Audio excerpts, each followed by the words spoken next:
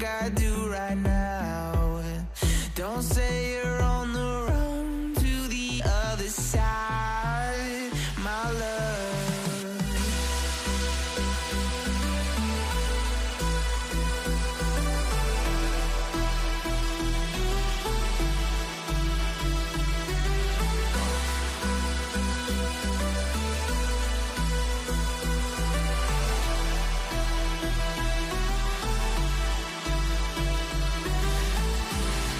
You say you wanna try, but you never do. Sugar, there's a reason why we lose. You say you wanna cry, but you never do. Sugar, there's a reason why we lose.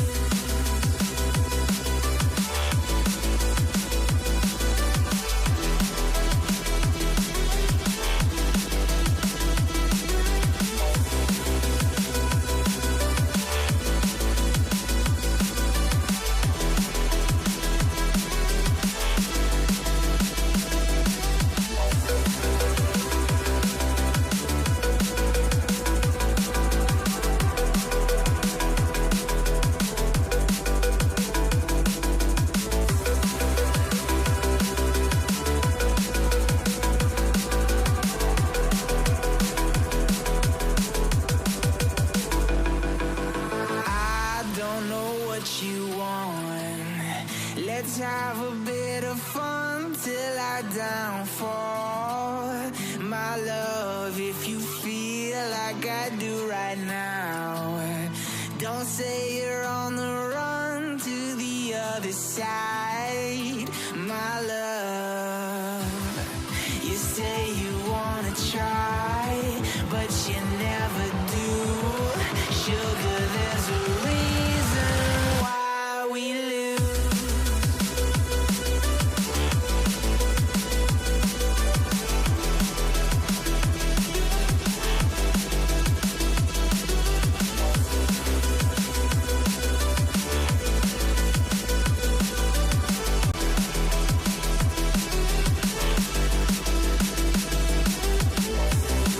You say you wanna try, but you never do.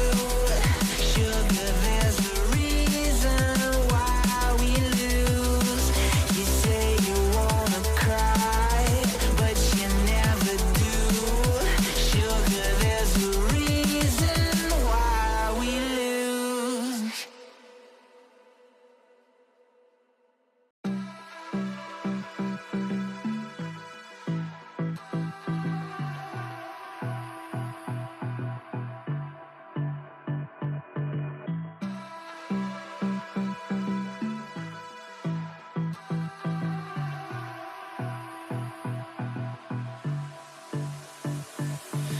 I don't know what you want. Let's have a bit of fun till I downfall. My love, if you feel like I do right now, don't say you're on the run to the other side, my love.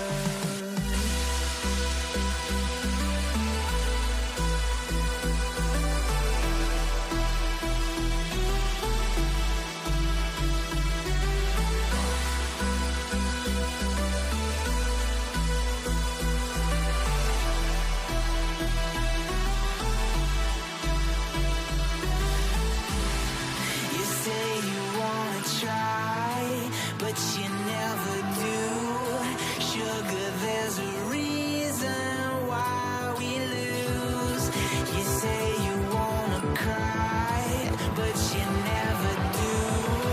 Sugar, there's a reason why we lose.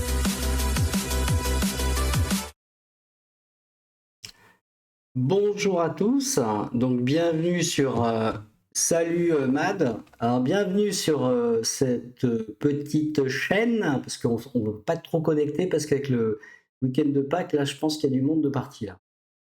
Ce soir, on va faire quelque chose de un petit peu comme on avait fait la dernière fois, avec le sexisme dans le jeu vidéo et justement sur l'île Fortnite là. J'ai deux témoins, j'ai Matsu et j'ai Julius, et on va discuter un petit peu justement sur bah, quand les jeux vidéo prennent un peu trop de place et quand il y a des soucis. Donc, je vous présente Matsu, qui a 34 ans. Matsu, on t'entend?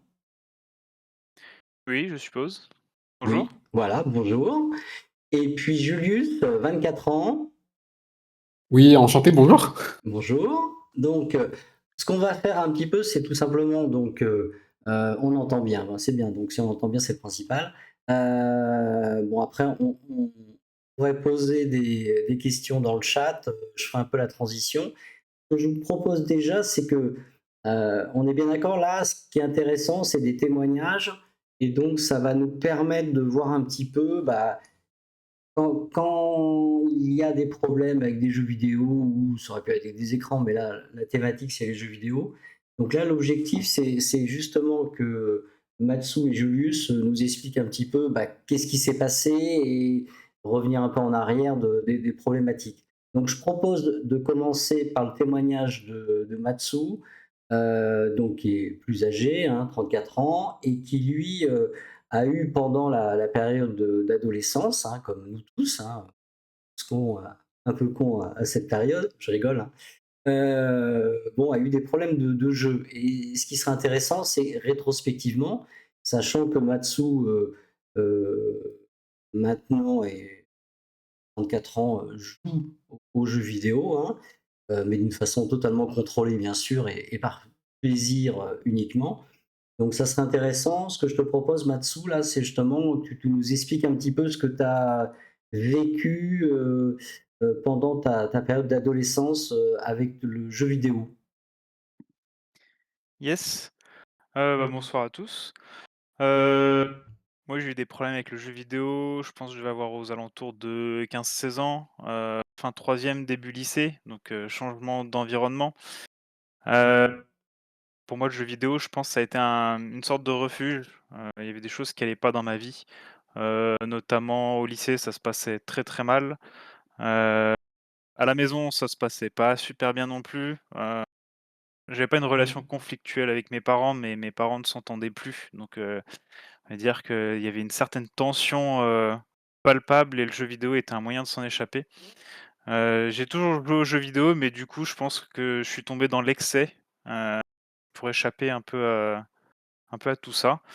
Heu, voilà, donc, bah, l'excès pour échapper à tout ça, et surtout, bah, le jeu vidéo aussi qui participe en quelque sorte, hein, avec, le système de récompense, hein. Il y a toujours un truc à faire, il y a tout on a toujours envie d'aller plus loin.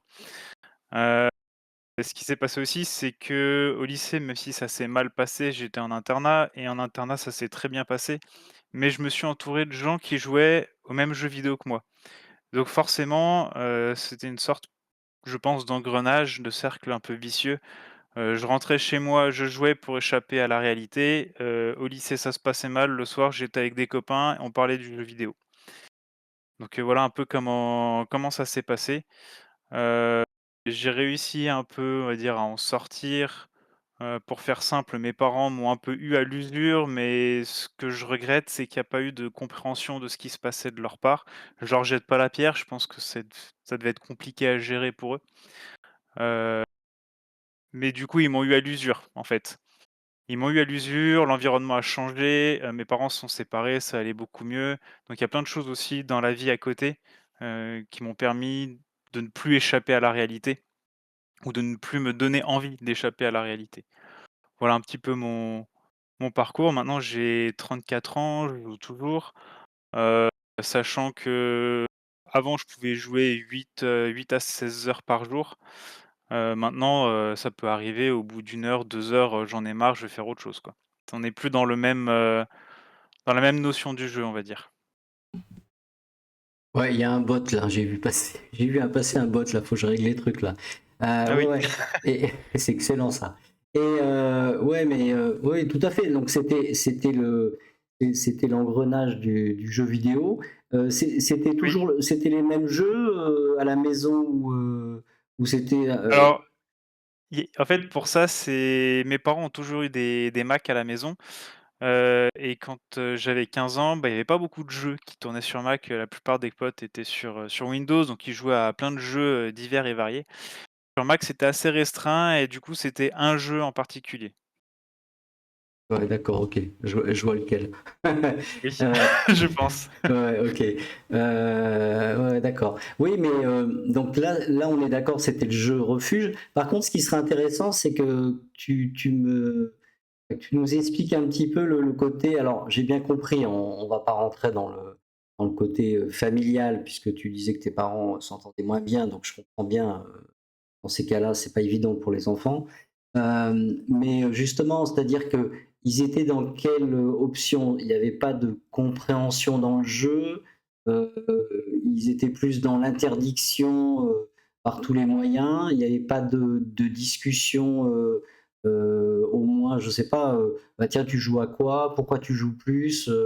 Pour eux, c'était vraiment quelque chose d'étranger, donc ils sont pas allés, enfin, ils sont pas servis du jeu justement pour faire le lien.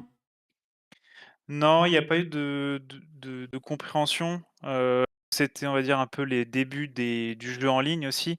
Donc pour eux, un jeu vidéo, c'est, tu mets sur pause et puis tu reprends plus tard. Le jeu en ligne, bah, c'est pas du tout dans cette dynamique, donc ils comprenaient pas le fait que je puisse pas mettre sur pause. Pour eux, c'était peut-être quelque chose de nouveau. Heu, donc il y a ils ont essayé un petit peu d'avoir une régulation, mais ça a pas duré très longtemps. Ça a été vite, dire, on est vite passé à l'interdiction. Heu, pour vous donner un exemple, ça leur arrivait de partir au travail avec, le clavier et la souris de l'ordinateur pour pas que je puisse, y jouer.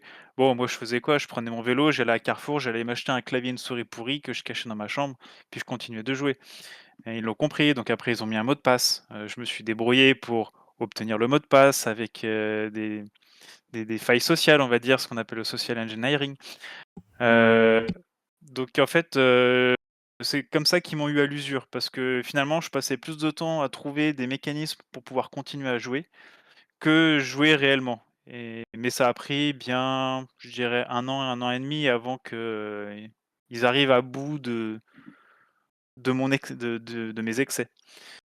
Typiquement, ils pouvaient aussi aller, au tableau électrique et puis, à 2 heures du matin, ils allaient, faire sauter le courant, pour plus avoir d'internet, plus avoir de PC, quoi. Ouais, Mais il y a pas d'accord. eu Ouais. de compréhension. C'est ça que je regrette avec le recul, mais comme j'ai dit, je leur jette pas la pierre, c'était quelque chose d'assez nouveau. Heu, pourquoi de se demander: «OK, bah, je joue beaucoup, pourquoi je joue beaucoup? Est-ce que j'essaye d'échapper à quelque chose? Si c'est le cas, qu'est-ce que c'est?» Enfin voilà. Il y a pas eu ce côté, compréhension. On était plus, on va dire, dans le traitement des symptômes que dans le traitement de la cause.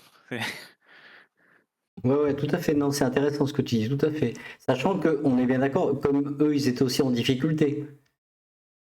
Bah, eux, on va dire, dans leur couple, ça allait, pas forcément super bien.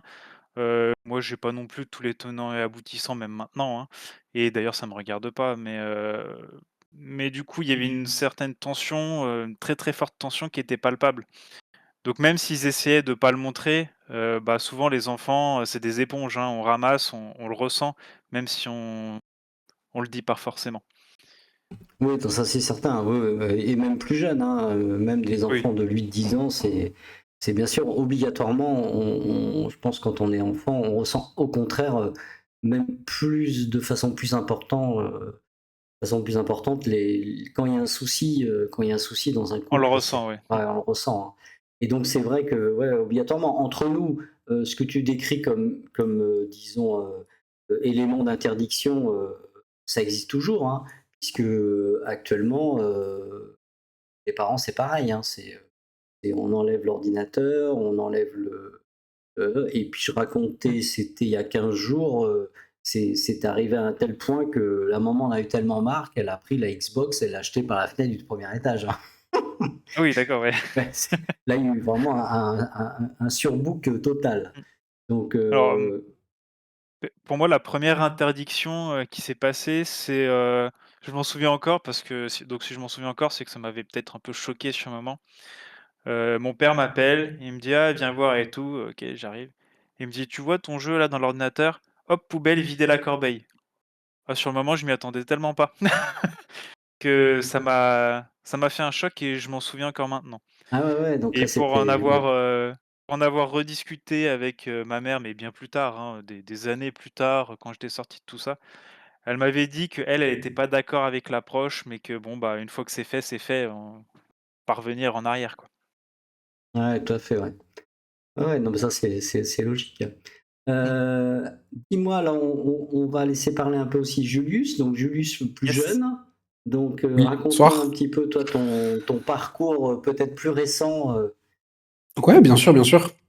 Alors un peu, pour, faire un petit, récap, du coup, moi, c'est, mon père déjà qui m'a initié aux jeux vidéo, quand j'étais tout petit. Donc, je me souviens, mon premier jeu vidéo, je crois que ça devait être Hadibou, je sais pas si ça parle à certains ici. C'était sur ordinateur, c'était vraiment le un jeu un peu Ouais, ridicule, ouais, mais c'était vraiment, je devais avoir, 5-6 ans, mes enfants quoi, jouent à à Dibou. l'époque. Oui, oui, ça me parle à Dibou et Adi. Ça parle? OK. Ouais. Donc ensuite, mon père, lui, il jouait à Flight Simulator, donc il a toujours voulu être un petit peu pilote. Et je me souviens qu'il avait un petit peu le joystick, vraiment en mode. Oui, c'était un petit peu, c'était pas du tout des manettes d'avion, mais ça ressemblait un peu. Du coup, lui, il jouait à ça. Puis après, j'ai joué à la DS, donc j'étais accro, pareil, un peu Pokémon, voilà. Je jouais pas beaucoup à beaucoup de jeux, c'était vraiment limité. Et j'étais pas du tout accro à l'époque, mais je jouais un petit peu. Donc ensuite, bah, pour revenir déjà sur ce que Matsu disait, je pense que quand il a dit qu'il a eu, enfin, t'as eu des petits changements, c'est ça, quand t'es passé au lycée, il y a eu des petites difficultés. Moi, c'était pas du tout comme ça, dans le sens où j'ai jamais, enfin, c'est pas, voilà, mais j'ai jamais eu de trop de difficultés, disons, avec mes amis ou quoi. J'avais mon groupe d'amis, ça, c'est resté le même au lycée, il n'y a pas trop eu de soucis. Mais je me souviens que dès la troisième, ça m'arrivait déjà de sécher des fois les cours pour jouer à Counter-Strike. Donc sur le PC vraiment un peu. C'était un PC portable, on n'avait pas de gros PC. Mais voilà. Donc déjà j'étais limité à l'époque. Voilà, c'était 1 heure par jour. Je m'en souviens très bien. J'ai aussi joué un peu à Minecraft, mais c'est un peu CSGO qui m'a fait rentrer dans le monde. Enfin en fait CSGO ça m'a fait débuter la compétition, on va dire. Ça m'a fait. Il y avait un sens de la compétition comme disait Matsu sur certains jeux. Et donc à ce moment-là, je sentais que j'aimais bien, quoi. J'étais pas non plus accro, accro, mais je commençais à passer plusieurs heures par jour. Et s'il y avait personne pour m'arrêter, bah, je pouvais continuer de jouer. Ensuite, ce qui s'est passé, c'est que mes parents, ils ont vite compris ça. Donc ils ont changé le mot de passe Wi-Fi. Ils mettaient des horaires, etc., pour pas que ça dépasse aussi un petit peu la nuit, pour pas que je puisse en profiter. C'est à ce moment-là déjà que j'ai commencé à faire un peu comme lui, donc je commençais un peu à pirater, j'allais sur les... Enfin, j'essayais d'envoyer des mails, mots de passe oubliés, etc., pour essayer de pouvoir avoir accès à l'interface et changer les horaires ou des choses comme ça. Ensuite, mon père, il a commencé à cacher l'ordinateur, donc dès qu'il partait au travail, il cachait l'ordinateur. J'ai très très vite trouvé les cachettes, vous vous en doutez. C'était même un jeu, en fait, littéralement. J'étais en mode, j'ai 8 heures pour trouver l'ordinateur et je le trouvais en 1 heure, quoi, c'était affolant. Euh, et puis ensuite, d'ailleurs, je pense que ça a un peu développé mon attrait pour l'informatique, parce que du coup, par la suite, je suis parti en études sup, donc je suis parti sur des études d'ingénieur informatique. Donc à ce moment-là, j'ai fait la rencontre de nouveaux potes. Donc j'avais déjà des potes qui jouaient un peu, mais vraiment c'était succinct. Puis il n'y avait pas de compétition en fait. Disons que c'était des jeux, soit des jeux solo ou voilà. Puis donc arrivé en études sup, je rencontre de nouveaux amis. Ils jouent à des jeux comme League of Legends, surtout League of Legends. Donc à l'époque, il n'y avait pas encore Valorant. Euh, et, euh, et donc à ce moment-là, je commence à bien aimer. Surtout qu'à ce moment-là, on faisait un peu des LAN, c'est-à-dire que comme j'étais en études sup, j'étais dans une coloc. Et vous vous en doutez, coloc plus ami geek, ça peut très vite mal finir. Donc à ce moment-là, ça arrivait en plus qu'on sèche des cours. Bon, pas énormément, puisqu'on était quand même assez sérieux la première année, je me souviens. Mais voilà, on pouvait jouer très tard le soir. C'était un peu notre vie, quoi. On passait un peu notre vie là-dessus. Mais tout en restant social, en pouvant très bien aller à l'école, sans avoir des difficultés ou quoi à être exclu ou des choses comme ça. C'était vraiment juste une passion qu'on avait tous un peu en commun. Et, euh, et donc à partir de là, c'était un petit peu le début de la fin. Euh, du coup, par la suite, on a un petit peu pris chacun nos appartements, puisque voilà, il y a eu quelqu'un qui est parti de la coloc, on ne pouvait plus rester à deux. Donc, on a tous pris nos appartements, voilà, on a commencé à jouer sur Discord, etc. Donc, au début, ça allait, c'était en rentrant des cours, etc. Ensuite, arrivé du Covid. Arrivé du Covid, et là, les dégâts sont là. Donc, à ce moment-là, il n'y a plus de limite, en fait, puisque déjà, on a cours en distanciel.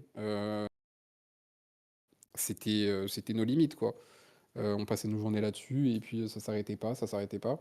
Il y en avait qui arrivaient quand même à travailler, etc. Mais fallait vraiment le vouloir. Et puis en fait, moi, je me rends compte que c'est surtout les jeux de compétition qui nous ont vraiment rendus accros. Pourtant, on n'était pas bons, hein, spécialement. Il y a peut-être un ou deux potes qui sont bons dans le groupe, mais sinon, on n'est vraiment pas bons. Mais c'est une sorte de casino en fait, les jeux compétitifs. Je sais pas comment décrire ça, mais on sait jamais vraiment sur qui on va tomber. Et il y a un petit peu ce côté-là de pile ou face, quoi. Je sais pas comment dire, qui doit sûrement être quelque chose de récurrent dans les addictions. Mais voilà, donc après ça, ce qui s'est passé, c'est que j'ai raté. Donc pour la première fois, j'ai redoublé de toute ma vie. Donc à ce moment-là, je me suis un peu pris une baffe. À ce moment-là aussi, j'étais en couple. Donc c'était un peu ma première relation sérieuse. Je sais pas si ça peut faire un lien, mais voilà. Et, euh, et donc j'habitais avec elle, voilà.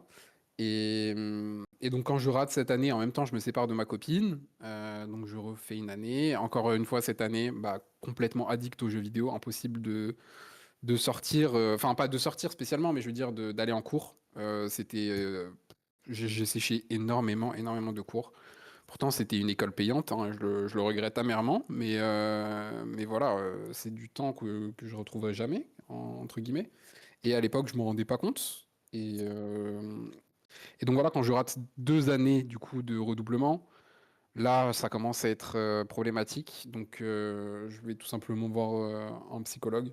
Et à partir de là, bah, j'arrête de jouer aux jeux vidéo. En fait, j'ai plus le choix. Même mes parents le comprennent très bien. Au début, je leur cachais un petit peu ça. Ils comprenaient pas pourquoi. Ils pensaient que c'était vraiment des difficultés liées à mon apprentissage, dans le fait que ça devenait compliqué, voilà, les maths, la physique, tout ça. Mais au bout d'un moment, ils ont très bien compris. En plus, ça arrivait au moment où je me suis acheté un PC gaming. Donc voilà. Euh, donc ça commençait aussi à jouer à Valorant et tout, mais vraiment le jeu qui m'a vraiment rendu accro, c'était League of Legends, hein. Je jouais top lane, voilà, pour ceux qui connaissent peut-être. Je jouais 7. J'étais complètement accro. Puis j'avais un entourage qui faisait que ça posait pas de problème en fait. Il y avait toujours des gens avec qui jouer. Il y avait toujours quelqu'un de disponible sur le serveur. Et c'était devenu vraiment mon exutoire, un peu comme pour Matsu à un moment, comme il disait tout à l'heure. Ça devient un refuge en fait. Et on sait plus faire que ça. Et après, quand on doit réapprendre à vivre, ça devient un peu compliqué. Donc voilà un petit peu pour mon histoire. Ouais, ouais, je te remercie, Julius. Ouais, donc c'est vrai que là, alors c'est intéressant parce que c'est quand même deux jeux différents. Parce que le jeu de Matsu sur Mac, c'est facile, hein, c'est World of Warcraft. Hein, je me suis pas planté. C'est exactement ça. Ouais, Il y a bah, de un toute sacré façon, c'est combat oui, c'est coupé, logique. Et puis League of Legends ou Valorant. Et c'est vrai que c'est deux types, c'est ça qui est marrant. Donc ce qui prouve bien, alors, vous savez que moi je parle jamais d'addiction hein, sur le plan jeu vidéo, je parle d'usage problématique, hein, c'est plus cohérent parce que sinon on s'en sort pas. Mais c'est vrai que le jeu qui est considéré le plus à risque, paradoxalement, c'est World of Warcraft. Parce que World of Warcraft, c'est un jeu à monde persistant, et c'est vrai que c'est un jeu où on peut se réfugier dans un monde, en plus qui est assez joli, où il y a toujours quelque chose à faire. Donc c'est vrai que le refuge, il est permanent. Et il peut être pas obligatoirement sur un mode communautaire ou sur un mode, comment dire ça, PVP, on peut faire du PVE, enfin voilà, c'est tellement varié que je crois que tout le monde trouve une solution, enfin un épanouissement pour ceux qui aiment bien jouer. Valorant et surtout League of Legends, c'est considéré comme les deux jeux les plus toxiques au monde, hein, même au monde, hein, puisque on avait fait un stream là-dessus hein, aux États-Unis. Il y a même maintenant des sites qui permettent à des joueurs de refaire remonter quand vraiment il y a une toxicité, du sexisme, de la discrimination, du racisme. Hein. et c'est toi-même Valorant et League of Legends qui apparaissent le plus. Pourquoi? Parce que ce sont des jeux plutôt, et c'est intéressant ce que tu dis Julius, c'est qu'à un moment donné, on est pris à la compétition. Donc il y a toi-même un Oui, c'est ça, ouais. tempérament. C'est un tempérament. C'est-à-dire que tu es plus ce qu'on appelle nous les performeurs. Donc tu as besoin d'être dans une compétition et puis sans obligatoirement, ce qui est intéressant, comme tu disais, de ne pas être non plus extraordinairement bon, mais tu as besoin Oui, et d'avoir... puis en fait, il y a Ouais. une sorte de classement en fait, même Ah bah oui, qui est permanent. si on le veut pas, même entre potes, il y a une sorte de classement finalement, et on n'a pas envie d'être le plus nul du groupe non plus. Et Ouais. petit à petit, chacun joue un peu plus, machin, machin, et puis voilà. On Ouais, se ouais, retrouve. ouais, tout à fait, ouais, ouais. Et donc justement, donc là, pour toi, Julius, donc les moyens d'interdiction, hormis planquer l'ordinateur, il y a eu d'autres éléments, il y a eu des discussions avec tes parents, comment ça s'était passé? Comme c'est plus Donc, récent. récemment, ou vous voulez dire Non, depuis le non, début? non, je parle de l'évolution, c'est-à-dire que Ouais. ce qui est marrant, c'est que tes parents, à vrai dire, c'est ton père qui t'a fait découvrir les jeux vidéo, c'est assez marrant. Ouais. Mais ce que je veux dire, c'est que quand ils se sont rendus compte, comment ça s'est organisé? Il y a eu quand même une discussion en disant Alors, tu joues trop, comment on peut s'organiser? Est-ce que je cherche toujours à savoir, est-ce qu'il y a eu une discussion pour établir en gros, on va dire un contrat, bah, je sais pas, alors, comme déjà, au lycée, tout ça, quand j'étais à la maison, il y a jamais eu de souci dans le sens où ils pouvaient quand même contrôler quand ils rentraient du travail, il y avait plus, quoi. Je pouvais pas, trouver un moyen parce que c'était un PC portable et je jouais dans le salon. Donc, il y avait pas, s'ils voulaient plus quand ils étaient à la maison, il y a pas de souci. Mais après, donc dès que je suis arrivé en études sup, ça en fait, je leur ai caché tout simplement. J'avais mon ordinateur, qui me servait pour les cours, je jouais à League of Legends dessus, ça tournait plus ou moins bien et puis je me posais pas de questions. Et ça a duré quelques années, quoi, en fait, jusqu'à ce que je redouble plusieurs fois. Donc je leur ai surtout caché. Et c'est après les 2 redoublements, surtout le deuxième où ça a été un petit peu la goutte de trop, où je pouvais plus leur cacher, je pouvais plus non plus me mentir un peu à moi-même. Et là, je leur ai dit. Et quand ils ont compris ça, bah voilà. En fait, à l'époque, quand j'avais encore mon PC de cours, ils étaient un peu impuissants dans le sens où j'avais besoin de PC puisque c'était mon PC de cours. Mais dès que j'ai pris donc mon vrai ordinateur gaming, là, ils ont compris et là, ils ont tout de suite pris l'ordinateur et puis voilà, en fait, c'était basta. Mais il n'y a pas eu de vraie discussion, même s'ils ont compris, en fait, au fil du temps. Il y a eu peut-être des moments un petit peu d'embrouille, de pleurs, etc., où ils ont compris que voilà, il y avait un problème et que j'avais aussi un souci à le leur dire, quoi. Mais au bout d'un moment, oui, ils l'ont compris et puis voilà. Ça, c'est un peu fini comme ça. ouais, OK, ouais. Mais sur le plan là, c'est vrai que par rapport à Matsu, il y avait des difficultés au niveau familial et aussi un petit peu au niveau universitaire, là, enfin, au niveau scolaire. C'est vrai que le fait que toi, tu t'es retrouvé totalement isolé, indépendant et Ouais, donc totalement autonome. Donc beaucoup plus à c'est ça. risque, bien sûr, que quand tu es encore chez tes parents à Ah oui, 100%. tout à fait. En fait, le fait que je vienne en région parisienne du coup pour les études, ça a été un petit peu la descente aux enfers, puisqu'ils avaient plus du tout de... Ils pouvaient même pas venir, puisque c'était une colocation, donc ils avaient pas envie non plus de venir nous gêner, etc. Ils pouvaient même pas venir de temps en temps et tout, et ça a un petit peu coupé le lien, et ça m'a un petit peu, ouais, isolé, quoi. Et Matsu, je ne veux pas rentrer dans le truc, mais et au niveau scolaire, t'avais pas de problème, toi, t'avais pas de difficultés scolaires? Alors, C'était moi, j'ai plutôt toujours l'ambiance qui était été chiante? alors moi, j'ai toujours été plutôt moyen, au collège. J'oscillais entre 11, 12 de moyenne environ. En fait, le gros changement, c'est que je suis allé dans un lycée pour faire des options assez spécifiques. Ce lycée était loin de chez moi, je me suis jamais intégré dans cette classe. Vraiment, les journées de cours pour moi, c'était un enfer au niveau social. Le soir, je retrouvais des copains à l'internat, là, c'était cool. Mais, après cette année, bon, bah, évidemment, j'ai redoublé, hein, sans surprise. Finalement, je suis retourné dans le lycée je suis allé dans le lycée à côté de chez moi, en prenant des options, on va dire, plus standards. Donc c'était, seconde normale, puis ensuite S, alors je sais plus comment ça s'appelle maintenant. Je suis resté un élève moyen, on va dire, jusqu'à mon bac. Après, un peu comme Julius, ça m'a donné un peu le goût de l'informatique aussi, hein, à essayer de trouver comment truander mes parents, pour pouvoir continuer à jouer et au final, Ok. j'en ai fait, mon métier et puis j'ai brillé, on va dire, plus, dans les études sup. J'ai toujours été moyen, jusque fin lycée, avec des profs qui disaient que de toute façon, j'aurais jamais mon bac et ça s'est super bien passé après, post-bac. Ouais, ça, ça, c'est vraiment une critique énorme de l'éducation nationale qu'on a, hein, quand on voit la mentalité aux États-Unis où il y a un renforcement positif des jeunes en disant bah là écoute tu as une mauvaise note mais c'est pas grave tu vas progresser tout ça alors qu'en France moi, c'est pareil hein, moi j'étais plutôt un élève pareil hein, j'étais pas extrêmement bon.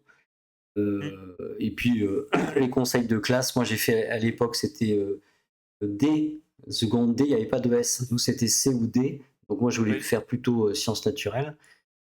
C'était c'était un lycée jésuite. C'était la Providence. On connaît bien parce que c'est là où il y avait Macron. Et puis OK. mon prof de français, c'était Madame Macron, hein. Ouais, voilà, Ah ça. oui, d'accord. Ouais, non, non, je rigole. Et enfin, si c'était vraiment mon prof de français, mais pas connu Monsieur Macron puisqu'il est plus jeune que moi, hein, donc. Moi, j'étais sorti quand il est arrivé. Mais ce que je veux dire, c'est que c'était très conseil de classe. C'était ah non, mais là, tu veux passer une école comme ça, en école, non, tu n'y arriveras pas. Ah voilà. Et ça, c'est vraiment c'est vraiment enfin, c'est une critique entre parenthèses de notre système de scolaire, alors qu'aux Éducation, ouais. États-Unis, c'est l'inverse, hein, c'est au contraire, hein. C'est très bien que l'échec, même après, quand les mecs montent des boîtes, quand il y a un échec, il n'y a pas de problème, hein. Ils ont compris, ils peuvent toujours emprunter en banque et remonter une autre start-up, alors qu'en France, c'est même pas la peine, hein. C'est vrai que c'est une mentalité particulière. Oui, c'est notre mentalité, ouais. Ouais, ouais. Pour rebondir sur ça et le fait que, bah, du coup, moi, j'ai redoublé ma seconde, Julius, toi aussi, tu as redoublé, on va dire un peu à cause du jeu vidéo. Heu, ce qui est marrant, c'est que le redoublement est vraiment vu comme un échec en France, peu importe la raison. Heu, Moi, j'ai redoublé, plus tard ma terminale. C'était un choix que j'ai fait pour améliorer mon dossier parce que sinon je rentrais dans aucune école en gros. Mais, voilà, c'était pour boucler la boucle, finalement, on dit aux gens: «Ouais, bah, j'ai redoublé pour X raison», que ce soit le jeu vidéo ou autre chose, tout de suite, on est mis dans une case un peu, «Bah, il est nul, quoi». Alors qu'en fait, non, pas du tout. Il peut y avoir diverses raisons, qui nous mènent à ça. Et puis entre nous, après, quand tu fais ton métier, on te demande jamais si tu as redoublé. C'est ça, complètement. On Même le demande bac, ils te le jamais à Ouais. demandent quel âge pas tu as passé ton bac. Enfin, c'est des questions qui n'interviennent même plus, tu vois? et après, quand tu as un peu d'expérience, on te demande même plus ce que tu as fait comme études. Bah, Enfin, bien sûr, c'est exactement ça, donc enfin, peut-être pas dans tous les domaines. voilà. Moi j'ai redoublé des années de médecine, hein, voilà. C'est pas médecine, on redouble, hein. Oui, après médecine, c'est connu pour être plutôt, Oui, difficile Ouais, aussi. ouais, difficile, ouais. d'accord. Enfin Ouais. bon, d'accord, mais enfin bon, voilà. On redouble tout de même, on redouble tout de même. Alors, il y a des questions un peu dans le chat là, cocasses, il y a Marc Flash qui est arrivé. Bon, à part Basic 773, là, j'aurais bien enlevé. Normalement, j'ai mis un anti-bot là, ça me fait chier là, ça marche pas, ça va pas ça. Il y a Mad aussi. Il y a des questions un peu dans le chat là. Il y en a qui se reconnaissent là-dedans? Moi, j'en ai connu, hein, qui jouent un peu trop, un peu trop.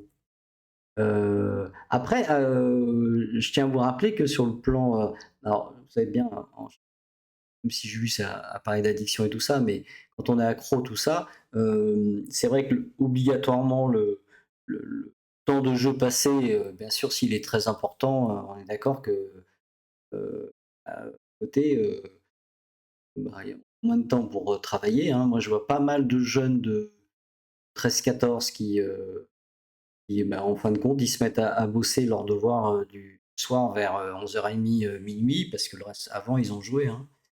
C'est vrai que c'est un peu décalé. Mais vous savez que pour tout ce qui est, disons, usage problématique des jeux vidéo, c'est pas le temps. Ça intervient pas, nous, le temps nos, dans nos, comment dire ça, diagnostics d'usage problématique, hein.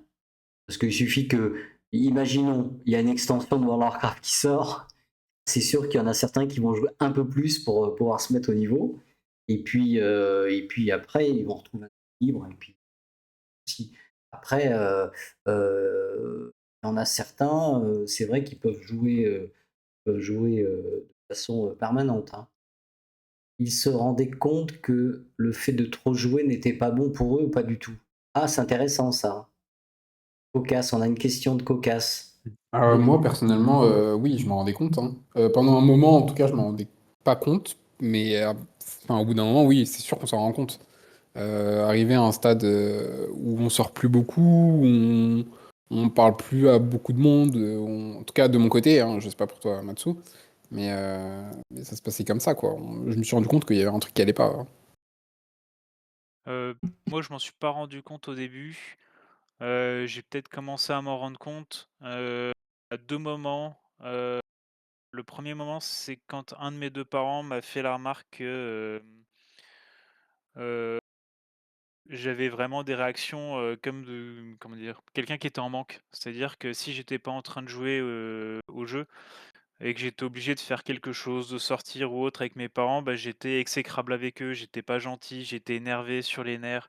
Voilà, un peu comme du manque parce que je suis frustré de pas pouvoir jouer. Ça, c'est le premier truc et le deuxième truc, c'est, j'en ai pris conscience quand, des copains m'invitaient à sortir, aller, faire du vélo dehors ou se retrouver dehors ou peu importe. Heu, Finalement, je déclinais l'invitation, en inventant, une excuse pour pouvoir rester sur l'ordinateur. Mais ça, je m'en suis rendu compte pas sur le moment, au moment où j'invente l'excuse pour rester sur l'ordinateur, c'est après coup. Je me dis: «Ah ouais, en fait, j'en suis à ce point, quoi».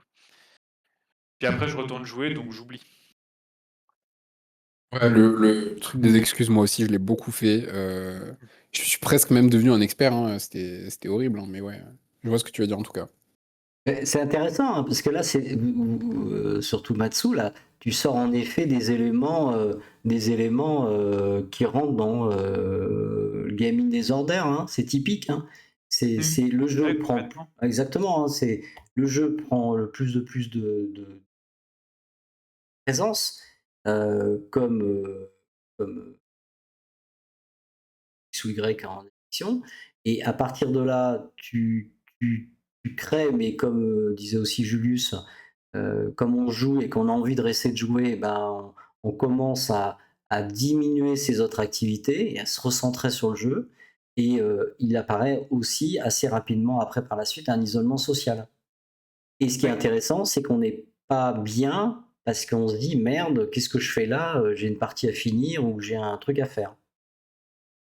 Et c'est c'est ça. intéressant parce que quand tu décris ça, Matsu, je vois cet après-midi, moi j'avais des consultations plutôt de tabacologie, mais le plus souvent, comme niveau addictologue, des mecs, c'est plutôt alcool et cocaïne.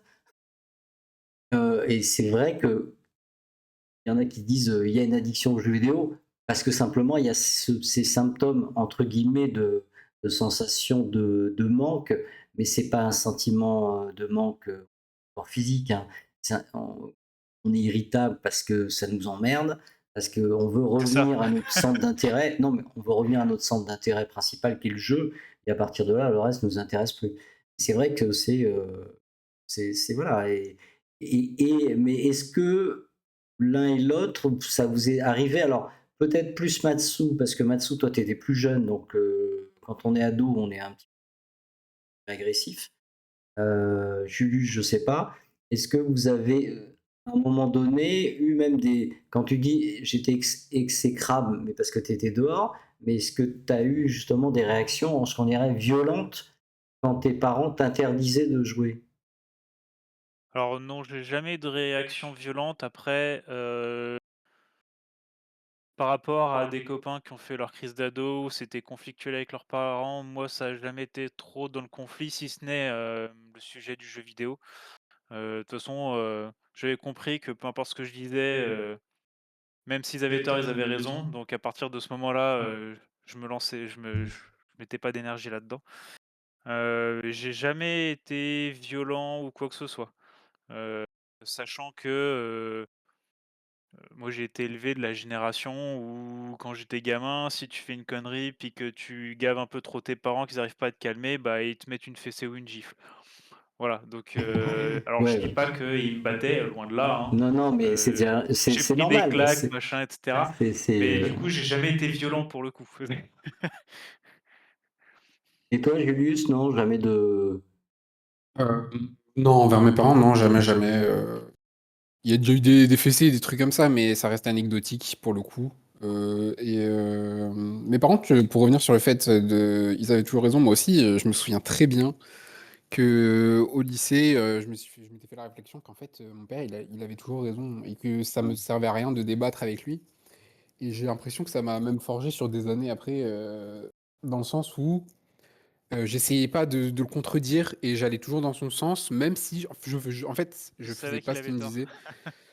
Et même si je partais juste du principe que je n'allais jamais me battre ou avoir de vrais débats avec lui, dans le sens où dans tous les cas, il voulait avoir raison, quoi. Et ça m'a un peu attristé d'ailleurs, même. Là, ça va beaucoup mieux, là, depuis que j'ai appris à m'énerver, un peu entre guillemets. Mais j'aime pas le conflit et du coup, oui, peut-être que ça vient de là et je sais pas. Enfin, en tout cas, oui, c'est intéressant ce que tu disais, quoi. Après, non, c'est bien, c'est normal. Mais parce que moi, j'ai des jeunes qui ont 12 ans qui ont des crises de violence même s'ils sont prévenus qu'ils doivent arrêter le jeu à peu près vers telle heure et que les parents, je leur explique aussi qu'il ne faut pas couper net parce que ça, c'est pas très bon, c'est niveau de frustration. Déjà un jeune, c'est pas très bon non plus et qui arrivent quelquefois à vouloir empoigner leur mère. Vous vous rendez compte? Donc là, on arrive quand même aussi à des niveaux quelquefois d'agressivité assez importante Ouais, chez ouais. certains jeunes. Hein, donc, mais en effet, bon là, on va pas. Il y a bien que moi, j'ai sorti un article sur mon site Médecin Geek qui avait été repris par. C'est un psychologue américain qui est vraiment très bien. Et bon, là, bien sûr, on peut ne pas être d'accord, mais on est bien, enfin, si on est tous d'accord que les générations changent, puisque là, nous sommes tous les trois générations totalement différentes, d'accord, les écarts d'âge. Euh, les éducations ont changé aussi. Et justement, le psychologue nous disait, enfin, c'était très intéressant parce que il reprenait des statistiques. Alors, bien sûr, on était d'accord, c'était pas une étude scientifique randomisée et tout, mais c'était très intéressant sur les nouvelles générations de parents qui ont une tendance à ne pas vouloir s'opposer de façon justement non explicative, c'est-à-dire que le père a raison, tu te tais, de toute façon, c'est comme ça, hein. Le c'est comme ça, voilà. Ça maintenant, ça se fait très très peu et les générations actuelles, c'est on explique, on explique, on explique. Il n'y a pas de obligatoirement, bien sûr, rappeler l'enfant, c'est logique aussi, mais quelquefois, oui, hein. Donc ça a changé et c'est un élément intéressant parce que le fait de ne pas vouloir donner un cadre, on va dire ferme et autoritaire chez des jeunes enfants, ça peut entraîner justement une plus grande difficulté à cadrer les usages numériques. Ça, ça me paraît totalement évident puisque en consultation, le plus souvent, je vois les parents avec l'enfant ou le jeune ou l'ado, hein, d'accord. Et après, je vois l'enfant seul. Le plus souvent, c'est plutôt des garçons hein, pour les jeux vidéo. Les écrans, c'est plutôt les filles. Ça, c'est classique. Et puis, je discute, bon, assez cool, il n'y a pas de souci. Parce qu'on parle de jeux vidéo et puis après, on regarde un peu. Ce que j'arrive assez souvent, c'est qu'il y en a, me rappelle d'un, il me disait, moi, je n'ai pas de cadre. Je n'arrive pas à avoir un cadre. Et c'est-à-dire qu'il était même demandeur d'avoir un cadre. C'est intéressant, un gamin de 12 ans. Et après, quand on explique ça aux parents, bah, c'est intéressant parce qu'on sent comment dire ça, on rentre dans leur éducation, ce qui n'est pas évident. On n'a pas rentré dans l'éducation. qu'ont les parents sur leurs enfants. Et ça m'arrive aussi tout de même alors là, j'ai pas fait mes stats, mais je pense que je suis à 70% tout de même beaucoup de femmes seules. C'est-à-dire des, euh, des divorces le plus souvent, où c'est la femme qui garde, bien sûr, bien sûr, non, pas obligatoirement, enfin, qui a la garde de l'enfant. Le fils, qui va une fois par semaine chez son père. Et elles ont beaucoup, beaucoup de problèmes justement avec la gestion, période d'adolescent, des jeux de vidéo. Et en gros, moi, je leur donne un cadre à définir, un cadre qu'elles ont du mal à faire. Ce qui est un petit peu normal parce qu'une maman seule, a du mal à gérer à la fois le côté, on va dire, peu, en psychiatrie, côté affectif, maternel et le côté autoritaire et juste, qui est plutôt du côté, paternel ou, maternel, hein. C'est qu'il y a un équilibre entre les 2. Donc il y a aussi ce côté, et c'est pour ça qu'actuellement, les grandes difficultés enfin moi je reste très, très agnostique, je critique pas le fait qu'on veuille interdire les écrans, aux moins de 15 ans. La plupart des statistiques, et on en a discuté déjà dans le chat, sur des streams anciens, tous les jeunes de plus de 20 ans disent OK, c'est au contraire une bonne solution d'interdire les écrans moins de 15 ans parce que je regrette qu'on ne me l'ait pas interdit. Donc je pense que ça, de ce côté-là, ça va. Bon, les jeux vidéo, c'est plus une éducation pour moi quand même importante et un cadrage vis-à-vis des parents. Après, vous savez très bien que le jeu vidéo ne rend pas violent, ça a été prouvé, hein, si, sorti récemment encore. Mais je pense que c'est vraiment un équilibre parce que on peut jouer ensemble en famille. On a envie de jouer, quel que soit l'âge. Après, simplement, il faut définir toujours pareil des cadres et s'auto-discipliner. Ce qui est en effet plus difficile quand on est seul. Et surtout, il y a eu la période du Covid. Là, vous me parliez de la période du Covid, ça a été période extrêmement difficile pour beaucoup, beaucoup de personnes, hein, et beaucoup de jeunes, hein. Si Ouais, si je tout à peux fait. me permettre de rebondir sur la période du Covid, Ouais, où on s'est retrouvés enfermés, tous, hein, pendant des semaines, des sachant mois que même, hein, moi, on des va mois, tu dire peux dire des mois, hein. ouais, voire, des mois. Au moment du Covid, je passais beaucoup de temps dehors. Je jouais toujours, mais je passais beaucoup de temps dehors, donc c'était difficile. Là, pour le coup, honnêtement, si j'avais pas eu, les jeux vidéo, je pense que j'aurais fait une dépression, être chez moi à rien faire, si, me dire, le fait d'avoir, bah, de jouer à World of Warcraft, d'avoir la communauté, discuter avec des gens alors qu'on est enfermé chez soi, on voit personne. Je veux dire, heureusement qu'il y avait ça. Mais du coup, on retombe aussi sur, bah, on recommence presque à jouer dans l'excès puisque finalement il y a plus que ça à faire. Oui, Alors je suis oui, pas retombé oui. dans l'excès, Non, mais heureusement, c'est pas parce pareil. que j'en avais quand même marre au bout d'un moment, mais Ouais. Non, mais c'est vrai que le Covid, ça a été une période très difficile pour tout le monde, puisque télétravail à pratiquement 100% pour beaucoup de populations. Bon, en médecine un peu moins, mais c'est vrai que il y a eu une augmentation de 170%, j'avais vu les chiffres, de téléchargement d'applications mobiles sur les téléphones, de jeux, de solutions. Et c'est vrai qu'heureusement qu'il y avait quelquefois des solutions pour jouer. Mais là, on est d'accord, on a été dans un moment tellement particulier que de toute façon, voilà. Après, ça a pu entraîner chez certaines personnes, ça a pu favoriser l'isolement social. C'est-à-dire qu'il y en a certains, comme ils se retrouvent en télétravail, ils avaient perdu l'habitude de justement aller travailler, hein. Moi, je sais qu'à ce moment-là, j'étais DSI, hein, donc j'avais mes ingénieurs qui étaient tous, pratiquement en télétravail. J'en ai perdu, 2, hein.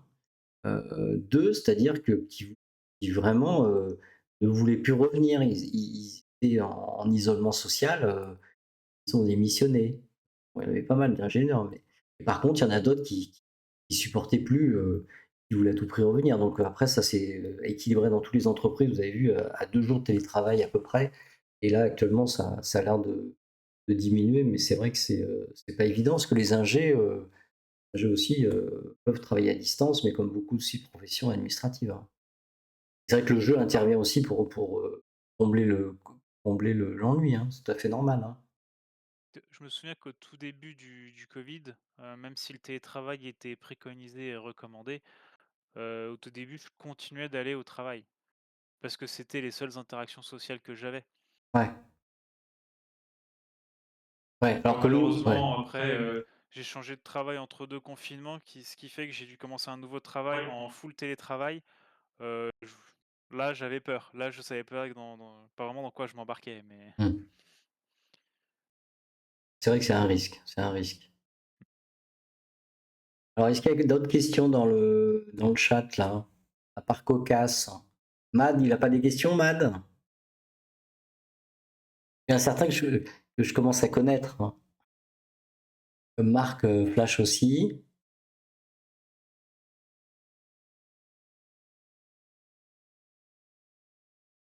Le chat est calme. Vous ils sont derrière leur ordinateur, ils sont en train de jouer. C'est pour ça, on va dire. Et ils ouais, jouent en même temps. et ils jouent en même Ah temps. oui, hein, en plus vendredi soir. Ah oui, le vendredi soir, ouais. En plus, c'est le week-end de Pâques, hein, donc Ah. on va faire des quêtes, hein. Ok. Euh, ok. Non, moi je voulais revenir là justement. Donc, bon, Matsu, lui, a retrouvé un équilibre naturel avec le jeu vidéo, donc il n'y a pas de problème. Et toi, Julius, comment tu vois le futur? Parce que là, en gros, tu ne joues plus. Comment tu t'es projeté? C'est-à-dire, tu t'es dit, Alors, du coup, moi, pour l'instant, ouais, je suis en rupture totale avec le jeu vidéo, donc j'essaie de plus du tout y jouer. Là, récemment, j'ai changé d'environnement, donc je suis resté longtemps seul dans un studio après la colocation. Là, je viens de revenir dans une colocation, donc, mais avec un autre ami qui, lui, est ingénieur et tout. Et pour revenir sur ce que tu disais aussi, Matou, j'ai énormément d'amis. Donc, j'étais dans une école d'ingénieurs, donc j'ai énormément d'amis ingénieurs. Ils sont tous en télétravail, hein, au minimum 3 jours par semaine, certains même en full télétravail, et ils ne télétravaillent pas. Enfin, s'ils jouent toute la journée, ils travaillent le minimum possible. Ils sont, enfin, et c'est vrai que là, je me dis, j'en ai quand même échappé une belle parce que bah là, je suis plutôt content de plus être là-dedans parce que j'arrive à sortir, faire autre chose, m'occuper. Je fais du sport. Et franchement, ça va comme ça, hein. Et si un jour je compte rejouer aux jeux vidéo, parce que j'ai toujours du coup le PC gaming, il est chez mes parents, voilà, mais il est toujours à disposition, entre guillemets, si je veux vraiment jouer aux jeux vidéo. Si un jour j'ai envie, voilà, par exemple de le ramener ou quoi avec moi, je pense pas du tout que ce sera dans un usage de jeux vidéo comme avant. Là, si par exemple j'ai envie de jouer à des jeux vidéo, ce sera plus des jeux solo, par exemple. Enfin, il y a énormément de jeux solo que j'ai jamais fait et qui sont super intéressants. Et voilà, je sais que le jeu vidéo, j'aime ça. C'est juste que le jeu vidéo compétitif, faut arrêter, quoi. ouais, Et, ouais, c'est ça, et c'est voilà. ça. Toi, de toute façon, tu as le profil à risque, hein. De toute façon, c'est les performeurs qui sont les plus à risque, hein.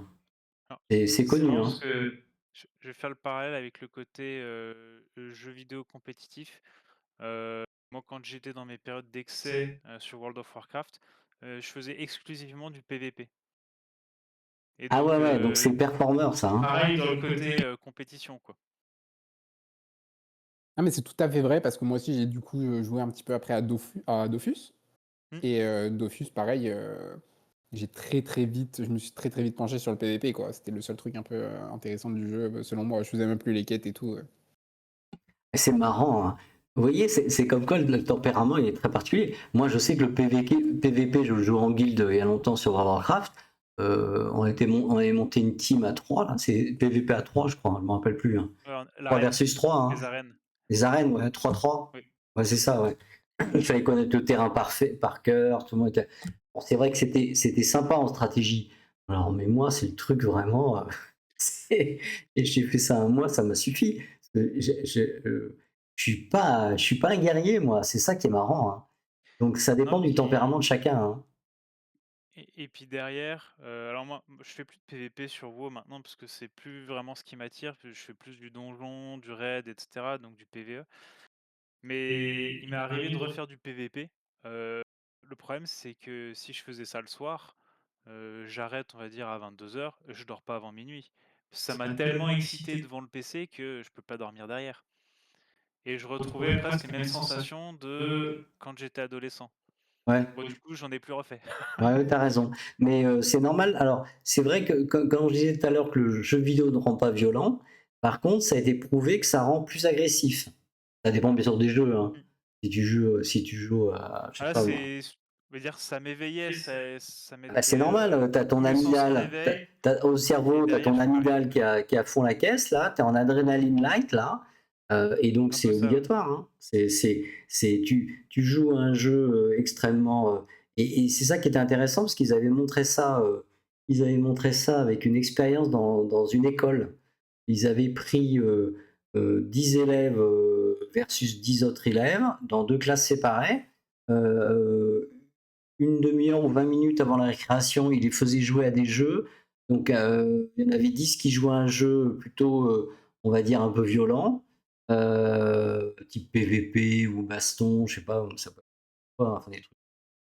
C'était allez, au collège, hein, d'accord, donc c'était des jeux, on va dire Piggy 7, hein, et Piggy 12 peut-être, je sais pas. Et puis, tu avais notre classe qui jouait à des jeux genre, je sais pas, Mario Kart. Bien que Mario Kart, c'est un peu compétitif, mais enfin bon, voilà. Et après, ils filmaient les enfants dans les cours de récréation.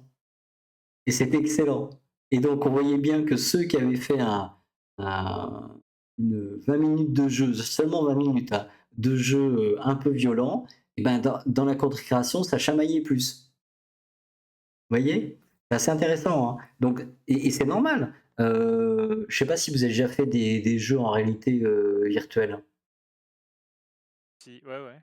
Ouais, bah, je sais que moi, mon fils m'avait ramené un jeu là en réalité virtuelle où on avait un flingue et on était avec les lunettes et on se retrouvait dans un hall de pas très bien, c'était un hall, un grand hall, et on voyait arriver des silhouettes qui nous agressaient. Et ce qui était marrant, c'était un peu la mode Matrix, c'est-à-dire que quand les gens nous tiraient dessus, on voyait arriver la balle au ralenti. Et donc on l'évitait à la mode Matrix, mais nous on devait tirer. J'ai joué à ce jeu-là pendant 10 minutes. Ah, mais après, j'étais hyper speed, hein. J'étais hyper speed parce que bah, l'adrénaline au maximum, mode défensif, enfin le truc habituel, hein. Les animaux, hein, je rappelle, hein. Donc, donc on se défend. Et à partir de là, j'imagine bien que je ne me serais pas endormi si j'avais pris un café, hein. Donc c'est pareil, hein.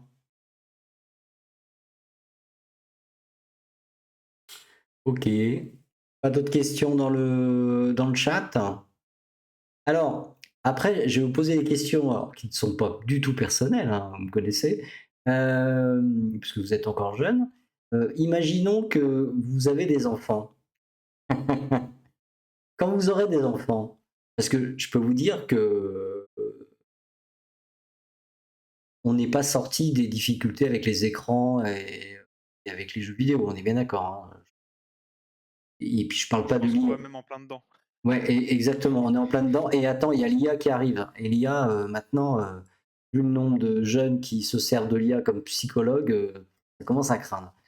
Donc, comment vous voyez ça, vous? Julius, tiens, le plus jeune, imagine, tu te projettes dans quelques années, et t'as jeunes enfants. Comment vous allez sensibiliser vos enfants à tout ce qui est Alors écran déjà, et jeux j'espère vidéo? qu'il n'y aura pas trop de changements technologiques. Bah, même si j'imagine que si, mais je vais essayer de rester à jour, quoi. À part s'il y a une nouvelle révolution, enfin bref. Mais je pense que je vais essayer de les éduquer, quoi, avec. Parce que je sais que dans tous les cas, ils pourront pas l'éviter. Je pense que je vais essayer d'aller quand même dans le sens de l'éducation, de pas les engueuler, pas. Alors bon, je sais que tous les parents aimeraient faire comme ça, j'imagine, mais non, je vais essayer de pas forcément. Je vais surveiller, ça c'est sûr et certain avant un certain âge, mais ouais, je vais essayer de les éduquer, quoi. Oui, oui, l'éducation, oui, mais c'est en effet, oui. De toute façon, ce qui est pas mal avec votre génération tous les deux, c'est que vous avez connu le côté numérique et jeux vidéo, ce qui n'est pas le cas des parents plus âgés, on va dire les 45-50, hein, donc ils sont un petit peu plus en difficulté. Donc c'est vrai que vous pouvez facilement. Après, il y a, il y a, il y a, il y a une difficulté que j'ai perçue moi quelquefois dans certaines familles, c'est justement, bon, souvent on est d'accord, hein, les femmes, les mamans jouent moins aux jeux vidéo que les papas, hein. C'est plutôt le papa que je vois arriver à 45 ans qui se fait engueuler par sa femme parce qu'il est derrière sa Xbox, hein. Mais faut faire attention parce que jouer avec son fils aussi, c'est intéressant, ou avec sa fille, hein. Moi, je trouve que c'est très sympa. Maintenant, les jeux sont quand même bien développés. Par contre, ce qui est extrêmement intéressant, c'est bien connaître le tempérament de ses enfants. Parce que tu peux avoir des jeux, on va dire Peggy 12, et tu joues avec un enfant qui a 12-13 ans, qui peut après faire des cauchemars la nuit à cause du jeu. Parce que sa sensibilité sera pas identique à celle que toi tu auras. Donc c'est pour ça que c'est toujours très important. Moi, j'insiste beaucoup sur les échanges et la discussion autour du jeu vidéo. Je parle pas du tout du côté thérapeutique, hein, parce qu'il y a beaucoup de mes collègues psychologues qui utilisent le jeu vidéo pour faire leur séance de psychologie, hein, ça marche très bien, hein. Là, je parle ça c'est important, je pense, parce qu'il y a quelquefois des enfants et il y a une pub, je sais pas si vous avez vu, justement, on voit des enfants petits, hein, qui parlent en disant qu'ils faisaient des cauchemars parce qu'ils avaient vu à la télévision des choses qui les avaient choqués. Donc ça, je crois que c'est important parce que les jeux vont devenir de plus en plus, vous avez vu avec les nouveaux Nvidia là, avec les visages qui deviennent totalement réels, voire même on peut se mettre à la place, c'est-à-dire qu'on peut demander que l'ordinateur, le jeu, intègre notre visage comme héros. Vous l'avez vu ça? Non, ça me dit rien, Ouais, mais bah, c'est ça ne sorti. m'étonne pas plus que ça, quelque Ouais, ouais, part. bien sûr, hein, c'est sorti, c'est assez facile pour le logiciel de le faire, hein, il n'y a aucun problème. Tu donnes ton image, l'IA intègre totalement ton visage et bien le héros. C'est assez impressionnant. Par contre, le retour des joueurs, alors le fait de jouer en visage à la rigueur, pourquoi pas, mais je pense que ça marchera pas parce qu'on est bien d'accord que quand on joue avec un avatar. Et l'avatar est un élément très intéressant parce que justement, bah, c'est pas nous. Donc, on comble quelquefois, pas moi, ça physique ou le côté performance, qu'on n'a pas, il y a le côté, rêve, le côté, imaginaire qui intervient. C'est vrai que le fait quand le jeu devient trop réel, c'est un petit peu plus difficile. Donc en effet, l'éducation est importante, mais c'est pas évident, hein, c'est pas évident. Heu et Matsu, toi, comment tu, Oh, moi, je pense bah, sûrement un peu pareil, hein, intégrer ça dans l'éducation plus qu'interdire de manière pure et dure. Après, toujours avec des limitations, on va dire, techniques à la maison, mais faut pas se voiler la face. Je veux dire, même s'il y aura des limitations à la maison, il va aller dehors, il va côtoyer d'autres personnes qui, eux, n'auront peut-être pas de limitations et ils vont tomber sur des choses différentes ou des choses qui sont bloquées à la maison. Donc, pas me reposer là-dessus, mais plutôt, ouais, ouais, intégrer ça en fait dans l'éducation, un peu comme ce que disait Julius. Nous, on a eu la chance de grandir, en tout cas moi, enfin, oui, je pense à 24 ans aussi, mais la chance de grandir avec Internet, le début d'Internet et l'évolution d'Internet. Euh, je pense que ça peut nous aider pour la suite, même si il y aura sûrement des nouvelles technologies par la suite que nous, on comprendra peut-être pas ou moins bien. Donc, ouais, Ouais, non, mais je suis tout à fait d'accord. C'est ça en fait. Surtout que je sais que le fait d'interdire, ça va juste les pousser à faire c'est pire. peut-être pire. Ouais, en fait, c'est Parce ça. que c'est pire. si on interdit, le jour où ils ont besoin de nous poser une question par rapport à ça, ils vont pas oser parce qu'on leur a interdit et du coup, s'ils nous posent la question, on va savoir qu'ils l'ont fait alors qu'on leur a interdit. C'est vrai. C'est vrai. D'ailleurs, moi, j'ai grandi avec énormément de tabous un peu comme ça, hein, dans le sens où il y avait plein de choses qui se disaient pas, quoi. On les comprenait, mais on les disait pas. Ouais, de toute façon, moi je le vois, hein, parce que j'ai des amis qui paramètrent en permanence que le papa est très geek. Donc, la technique, il paramètre, en gros, il a son portable, si les enfants demandent un temps de jeu, ils ont un temps de jeu, et il sait le temps de jeu qu'il fait par semaine et tout. Enfin, c'est assez complexe, mais ça marche super bien. Les gamins, s'ils bossent bien, ils ont droit à temps de jeu. Bon, en gros, le jeu est la récompense, donc je dirais que ça paraît logique, hein. Et puis, par contre, c'est vrai que quand ils vont chez d'autres copains, et ben, alors, ils jouent, mais bon, ils jouent pas non plus en excès parce qu'ils jouent même chez eux. Par contre, c'est vrai que des familles qui interdisent totalement, par exemple, la télévision, enfin, bien que maintenant la télévision, c'est vrai qu'elle est moins utilisée, vous êtes d'accord, on est tous sur des séries vidéo, des films, ou même Oui, nos oui. programmes, hein, c'est vrai. Mais ma génération, moi, j'avais des familles qui étaient contre la télévision.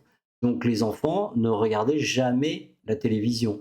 Et quand ils avaient 10-11 ans et qu'ils allaient chez des copains, et ben, ils regardaient une cassette vidéo de, je sais pas moi, Blanche-Neige, ou peut-être Harry Potter, mais ça c'est peut-être un peu trop récent. Et au contraire, ils étaient complètement accros parce qu'ils connaissaient pas, donc ils découvraient quelque chose qui était interdit chez eux. Donc c'est vrai que l'interdiction, de toute façon, ça a jamais marché, hein. Ça a jamais marché, hein, c'est sûr, hein. Il faut accompagner, il faut bien expliquer, il faut, OK. Est-ce qu'il y a des questions dans le chat encore là? Parce que je voyais Cocas qui disait que je suis en full télétravail aussi, parfois c'est lourd. Et Cocas, c'est une ingénieure. Mmh. Voilà, c'est facile. Pas de questions dans le chat? Oui, il y a un truc que j'aimerais, rajouter aussi, Ouais, vas-y, vas-y, hein, hem, Matsu. c'est que quand on se rend compte qu'on a un problème, d'excès, que ce soit le jeu vidéo ou autre chose d'ailleurs, heu, p pour moi, il y a 2 on va dire 2 soucis.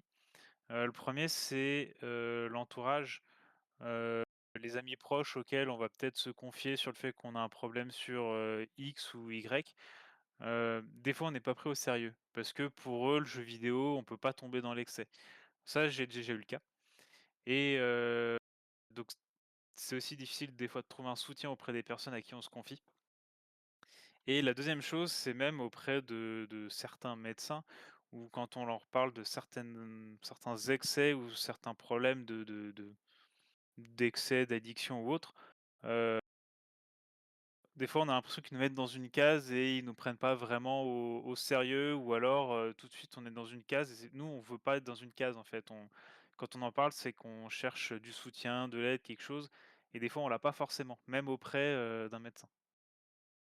Ouais, alors c'est intéressant là, première remarque, discuter d'une problématique, on va dire par exemple, je te donne des exemples concrets, on va prendre l'alcool.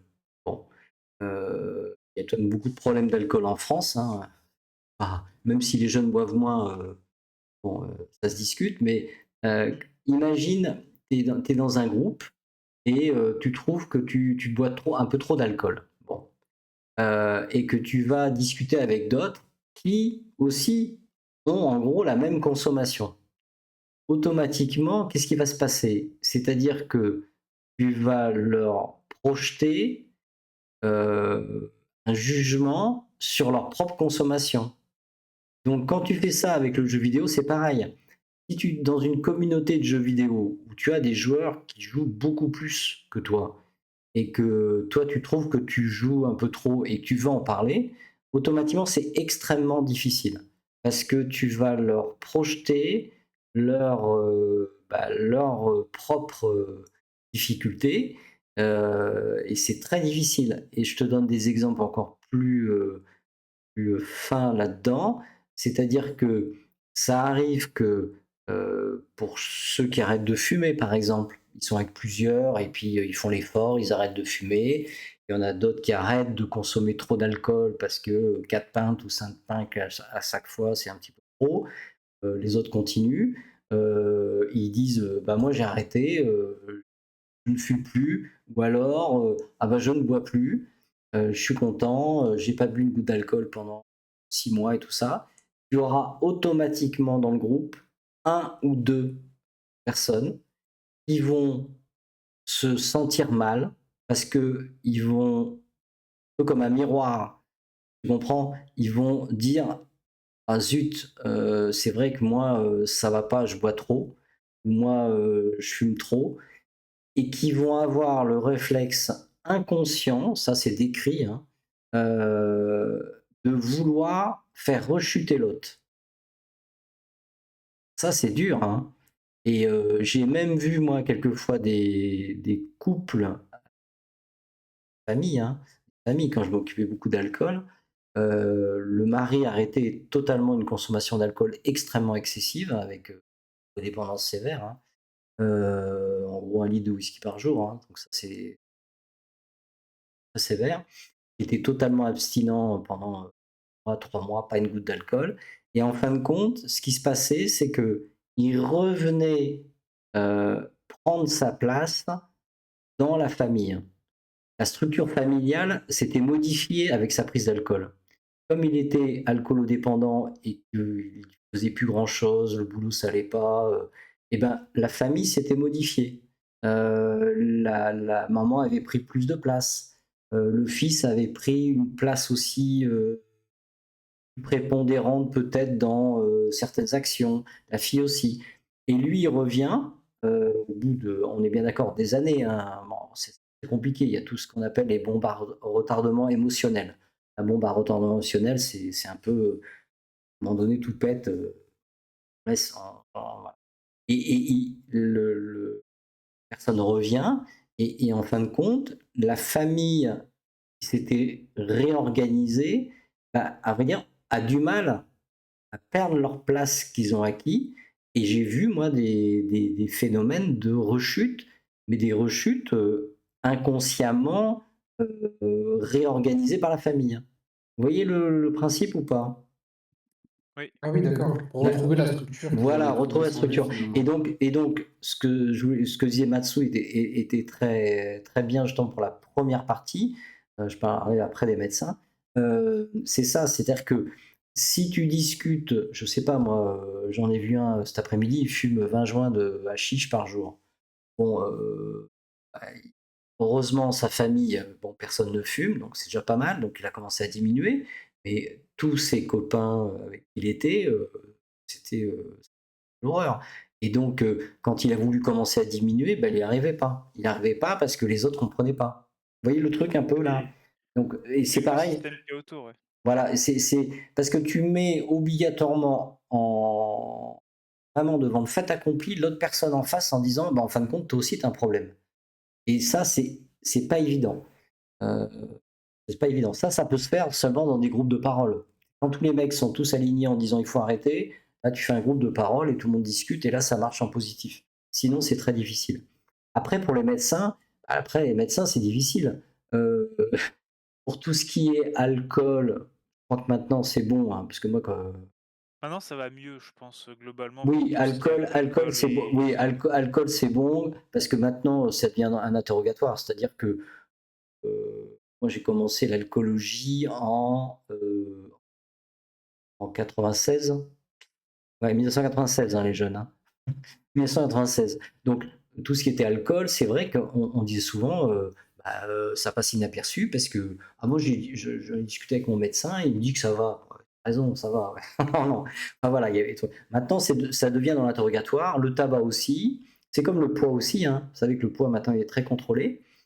Par contre, là, dire à un médecin généraliste, trouve que je joue trop aux jeux vidéo, là, c'est sûr qu'il y a encore un décalage. Parce que c'est pas du tout générationnel. Le cannabis, c'est encore un peu difficile. Parce que cannabis, si, après, l'interrogatoire entre nous, c'est toujours pareil, hein. Moi, j'avais pris l'habitude, quand je faisais les plateaux, poser seulement les questions à la fin de la consultation sur la consommation d'alcool, pas au début. Parce que souvent, vous savez, dans l'interrogatoire en médecine, on fait antécédents familiaux, plus, Oui, oui. antécédents chirurgicaux, enfin le truc qu'on apprend dès qu'on est externe. Moi, je sais que tout ce qui est alcool, tabac, consommation, c'était à la fin. C'est-à-dire que le sentiment de confiance est arrivé avec le patient, on discute, examiné et tout, super. Et puis c'est vraiment à la fin de la consul, je dis ah tiens, on n'a pas parlé, et l'alcool. Alors moi, je suis très filou, hein. Et l'alcool, donc consommation normale. Alors il me regarde, il me dit c'est-à-dire. Alors moi, je suis très, je suis, je suis un peu, je dis filou. Bah, je sais pas, moi, prenez bien 4-5 verres de vin avec du whisky, tout ça tous les jours. Et donc, je fais exprès de faire une consommation excessive.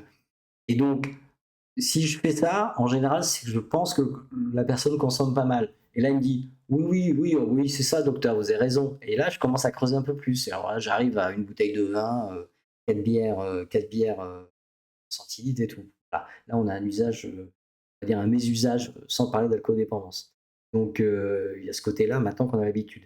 Alors, les jeux vidéo, entre nous, pour l'instant, ça commence. Alors, il y a beaucoup de psychologues qui travaillent hein, dessus, mais c'est vrai que si je vais vers ma consultation, elle est pleine. Hein. Elle est pleine. Elle est pleine plus écran et jeux vidéo. Hein. Je suis d'accord. Donc, ça, ça commence. Petit à petit, ouais. Et après, ça sera l'IA. Mais ça revient au même. Là, il y a un travail. Hein. Il y a Amin Hamida, qui est le patron de l'hôpital Paul Brousse en addictologie, hein, qui est très très bien. Et là, il est en train de faire justement une synthèse sur l'IA et les jeunes, non, parce que ça pose des problématiques. Hein. Vous savez que les personas, là, aux États-Unis, vous avez vu, hein, il y a maintenant beaucoup de jeunes Américains qui ont un copain IA. Virtuel, Ouais, IA, ouais. ouais, ouais, ouais, Oui, non, ça, c'est impressionnant. Hein. effrayant. Ouais. Il y avait un reportage à la télé impressionnant là-dessus. On voyait alors, il y avait du pour et du contre. Hein. C'était un monsieur qui avait fait une grosse dépression et en fin de compte, il avait un persona femme. Donc, vous savez que l'IA, elle est empathique par définition. Hein, donc, elle est toujours, oui, sauf bien sûr les prompts qu'on va poser. Mais c'était intéressant parce que la persona, elle était en permanence à la maison avec la famille. Donc il y avait l'épouse, le fils, le mari qui allait mieux, et il avait la persona. Et donc il faisait la photo de je sais pas moi, de la pizza que faisait son épouse, et la persona disait ah, elle est bien la pizza que fait ton épouse, et il disait bah t'as vu là, elle trouve que ta pizza il meurt. Impressionnant, hein. Ouais, puis pour aller plus loin, ça va finir comme le film Her, avec. Je l'ai vu, C'est et tu sais une que je l'ai IA, vu, je l'ai vu il y a récemment. Ma femme arrêtait pas de me dire il faut que je vois Heure, et je l'ai Ah, il est trouvé intéressant. sur, ouais, je l'ai trouvé sur YouTube gratuitement. Il est en, on peut le trouver, et je l'ai regardé. Et c'est un film qui date de 2017 ou de 2007. 2013, il me semble, Ouais, si je dis pas donc de tu vois, il est bêtises. quand même vieux, hein. Et je Et puis trouve le que, scénario, il se passe en 2025 en plus, donc voilà, ouais, c'est ouais, quand même. c'est Ouais. assez intéressant. C'est un film en effet à voir. Mais après, il y a plein de films de science-fiction où il y a l'IA, bien sûr, qui intervient. Mais celui-là est assez intéressant parce que c'était un tout début. En plus, la fin est pas mal. Hein. Je ne la dévoile pas parce que c'est récente. Mais en effet, on arrive vraiment. Après, vous savez très bien que la santé mentale des France, même ailleurs, est pas évidente, surtout chez les jeunes. Hein. Vous savez ça. Hein. L'IA, il y a un gros problème. Il y en a beaucoup qui discutent avec l'IA sur le plan psychologique. Ça peut poser Oui, problème. puis moi, ça me fait même peur aussi pour l'avenir, hein, en termes d'apprentissage et de savoir faire soi-même. Ah bah, bien sûr. Bah, bien Je m'en sûr. sers tous les jours dans le cadre de mon métier, mais parce que j'ai mes connaissances aussi à côté Oui, tu as l'esprit qui permettent critique. d'avoir des Bah, garde-fous. voilà, ça, tu as l'esprit Et critique, ouais, tout je à demande fait. un truc, il me propose quelque chose, j'ai dit: «Bah, ça va pas parce que je sais que Mmh. ça peut être, détourné ou pas fait correctement, qu'il faudrait faire plutôt comme ci, comme ça et cetera», donc je drive. Moi, ce qui me fait peur, c'est, ceux qui se servent, les futures générations qui vont s'en servir, sans avoir acquis de l'expérience au préalable et qui du coup, je vais pas dire vont pas se faire mener en bateau, mais c'est pas eux qui vont driver le sujet. Il y aura personne pour driver et ça Ouais, va ouais. repartir, Non, je suis d'accord avec toi, quel que Matsu. soit le sujet. Ouais. Bah, du coup, pour en parler un petit peu, si je peux en parler, du coup, plein Ouais, dedans, ouais. du coup. J'ai, du coup, dans ma classe actuellement, je suis toujours en études, c'est effrayant, oui, hein. Tout le monde utilise l'IA, quoi. C'est devenu même pire qu'une norme. Et si on sait pas ce qu'on fait, ça peut partir très très loin. Moi, je sais que je l'utilise de mon côté, en tout cas, en essayant un maximum de m'en servir comme professeur, mais je sais qu'il y en a beaucoup qui l'utilisent sans vergogne un peu. Après, je ne vais pas critiquer parce que je comprends que ça a ses avantages, etc. Et encore une fois, comme tu disais, si tu sais ce que tu fais, ça peut être cohérent, mais je considère que j'ai pas encore assez d'expérience pour l'instant, et même plus tard, je me vois mal confier tout le travail à une IA. Après, c'est peut-être que mon avis, quoi. Après, moi, je vois ça plus comme un gain de productivité. Ça m'évite de gratter dans de la documentation pendant 3 heures, là où lui, il va le faire en quelques secondes et il va me sortir l'information pertinente tout de suite. Mais pas pour autant qu'il faut pas aller la vérifier derrière, quoi. Ouais, bien sûr, bien sûr. Ouais. Moi, C'est vrai que ça. alors, je sais pas vers quel métier tu Du coup, là, je suis prédestiné un là où tu master vas. lead dev, donc c'est un peu... Ok, Ouais, c'est ouais, vraiment donc en plein dedans, pile ouais. dedans, quoi. Ouais. Ok. Parce que moi, du coup, je suis plus dans tout ce qui est administration système, Ok. où des fois, on doit gratter dans des documentations un peu obscures, on va dire. Donc là, ça nous aide beaucoup, mais c'est sûr que si on laisse faire l'IA, alors oui, ça va peut-être marcher au début, puis après, si ça se casse la figure, on va pas savoir pourquoi. Et- Ouais, Bah non, je ouais. vois vraiment ce que Après, c'est. vous avez vu, je sais plus où je l'avais vu. Il y a un prof qui avait donné un devoir maison à ses élèves, Oui, et donc ils avaient tous entre 18 et 20 sur 20. Et, il fait le devoir sur table. et il a fait le devoir sur table exactement le même, alors qu'ils avaient fait la veille au soir. Et les notes, c'était entre 0 et 4. Bon, là, ça Alors, craint.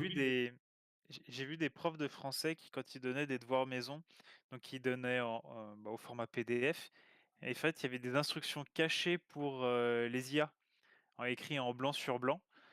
Et donc, en fait, ce qui était marqué, c'est typiquement genre, bah, tenez, c'était marqué, bah, si tu es une IA, tu prendras comme exemple une société qui produit tel type de produit pour répondre à la question. Et le prof, du coup, arrivait à voir qui avait passé ça à l'oubliette ou pas, Ah quoi. ouais, c'est excellent. Il mettait le prompt en fin de compte directement sur le texte. Ah ouais, bah ça, c'est pas C'est con ça, du tout, mais il ça. est caché. Ouais, ouais, bien sûr. Ah, c'est vachement bien. Ouais, ouais, d'accord, ok. Ouais. Bah, Ouais, après, sinon, j'ai vu que un peu les devoirs maison, c'était fini, quoi. ah, Concrètement, c'est... Voilà. Ouais. ça va être un peu Plus grand-chose à difficile, hein. faire, Moi, là. j'ai des camarades, des copains profs, peu chaud, hein. Euh, Après, moi, c'est vrai que moi, je m'en sers bon, énormément, mais moi, ça fait déjà ingénieur, mais ça fait 3 ans. Moi, je travaille avec l'IA, mais moi, c'est vraiment pour par exemple, l'analyse en effet d'énormes documents, des textes et tout, pour avoir une première vision en me disant, tiens, ce truc-là de 30 pages, qu'est-ce qu'il raconte, le thème, le fil directeur, et puis après, ce qui est quand même pas mal, c'est que je peux demander les biais, voilà, et puis je trouve que enfin, moi, je travaille beaucoup plus vite, mais parce que j'ai surtout l'esprit critique et que je suis médecin et que enfin, je vais faire des articles aussi, des analyses statistiques et tout ça, donc c'est assez intéressant. Mais je travaille 4 fois plus vite. J'aurais eu Ouais. ça, j'aurais eu ça quand j'étais à l'hôpital à plein temps. Je faisais une publication par semaine, hein. Évident, évident. C'est impressionnant maintenant. Impressionnant. Et j'ai trouvé un autre effet pervers de l'usage de l'IA. Enfin, je le vois sur moi-même, c'est que on s'en sert pour, voilà, on a besoin d'une information, on n'a pas envie de gratter dans 1 milliard de documents pour trouver l'info. Donc on demande à l'IA nous donne l'info et souvent elle nous donne aussi le contexte, tout ce qui va bien, etc. Donc Oui, tout à elle fait. va pas juste nous faire une phrase, elle va nous faire vraiment un paragraphe, tout expliquer. Et l'effet pervers que je remarque de plus en plus, c'est que au final, on se retrouve à en lire de moins en moins. On lit en travers en fait la réponse de l'IA. Ah ouais, d'accord, ok. Mm. D'accord. Oui, c'est Après, vrai, ça dépend. on fait Ça, confiance en On faut aller plus. plus vite et on fait confiance, c'est ça. ouais, d'accord. Mais après, ça dépend de ton prompt. Oui, mais Alors c'est généralement... plus là le comportement humain de la réponse que l'IA nous donne en fait. Ouais, d'accord, ok. Ok. Ok. Parce que Ouais. moi, je Après, sais ça tend quand à je. s'améliorer, mais même en partant du principe, on se dit toujours qu'il y a la raison dans 99% des cas, quoi. Mm. Oui, c'est vrai que c'est vachement amélioré. C'est vachement amélioré. Mais il reste Oui. il reste Ouais. des hallucinations. Il reste sur 1% Et et c'est sur 1% il qu'il semblerait, faut peur un peu. alors ça après j'avais discuté avec un psychologue qui travaille un peu dessus, c'est assez intéressant. Il paraît qu'il y a un effet, alors lui il appelait ça l'effet spirale. C'est-à-dire que il y a, à force de travailler avec une IA, bon après, bon, c'est à creuser, hein. C'est que l'IA veut prendre le dessus. Je sais pas comment vous expliquer. C'est-à-dire que selon ce que vous allez, je sais pas, vous voulez écrire un texte sur justement les problèmes avec les jeux vidéo et tout ça, vous allez avoir vos idées bien précises, et à un moment donné, l'IA va essayer de vous imposer une autre idée.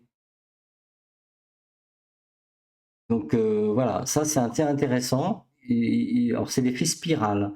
Alors j'avais essayé de regarder un petit peu, mais il faudrait que je sais que je redéjeune avec lui la semaine prochaine. Il faudra qu'on en rediscute parce que c'est un élément un peu pervers particulier qui semble apparaître là. Ouais, Ouais, l'IA fait des suggestions et après elle s'engouffre dans ces suggestions et les intègre sans vraiment voilà, forcément c'est ça. demander l'avis C'est-à-dire humain. impose son idée entre guillemets.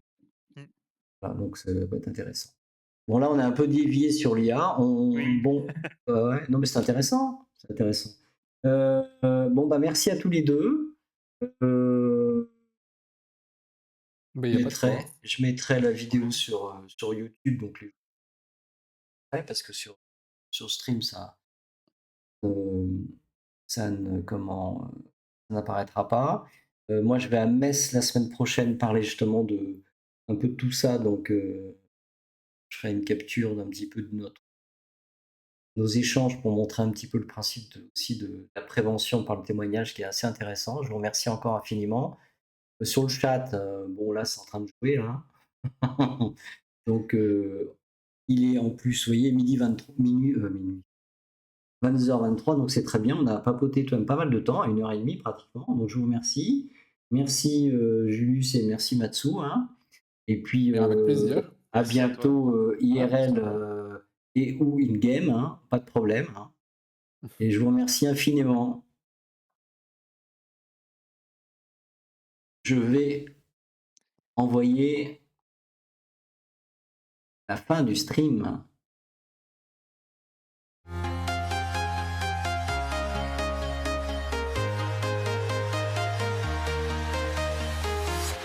I'm walking alone, the streets are empty.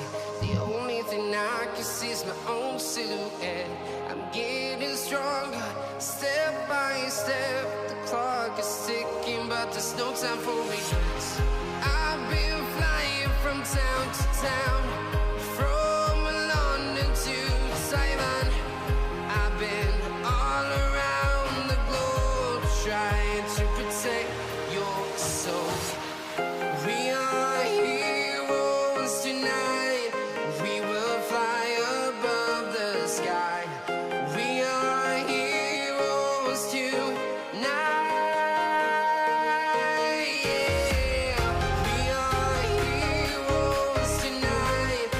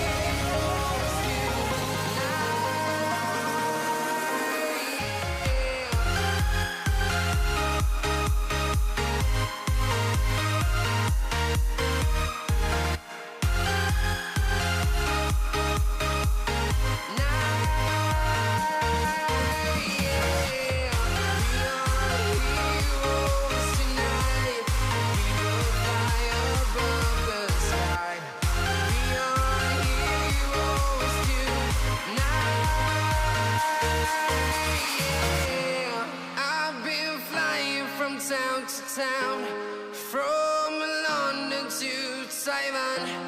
I've been all around the globe trying to protect your soul.